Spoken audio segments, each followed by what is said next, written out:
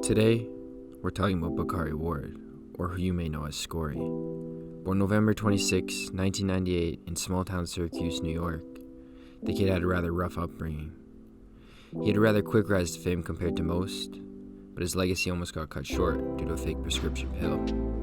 It's small, it's pretty small in Syracuse, so like everybody really know each other. Like you could walk from every side of town in like 10 minutes, 15 minutes type shit. So everybody really know each other. If you don't know somebody, like I guarantee you know their cousin or their brother or some shit. Bouncing between different family members, his mom, his uncle, his grandma, Scorey seemed not to have a solid home life.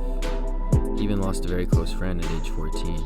It's in the house with my mom, and I got an older brother, like 10 years older than me, but he went to college, and then after college he went to the Navy, so I wasn't really like around him too much. When I got older, I moved with my grandma, so.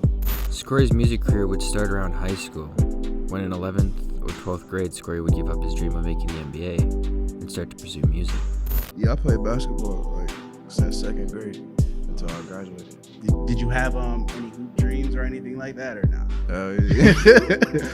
I definitely thought before I was rapping I was gonna go to the NBA. Scorey would start to focus on writing music before actually releasing any.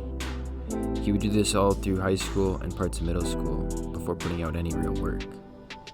He would eventually start to record in 2018 using spare studio time his friends would give him.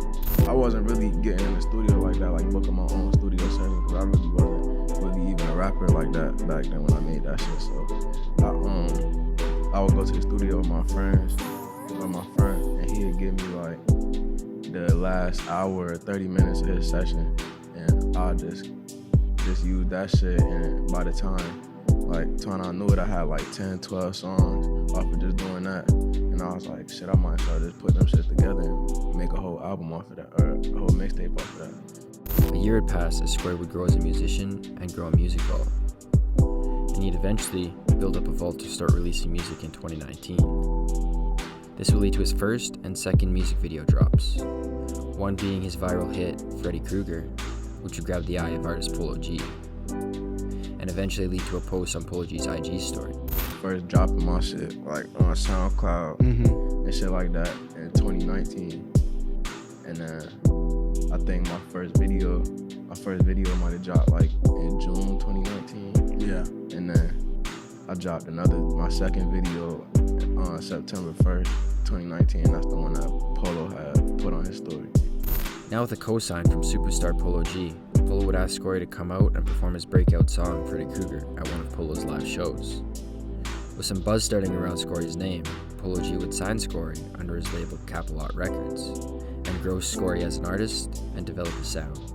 Like asked me for my number and was texting like he had a show in New York City like two days after that had happened, and I drove down there like 4 or 5 hours and went to that show with him, and he brought me out to perform that Freddy Krueger shit.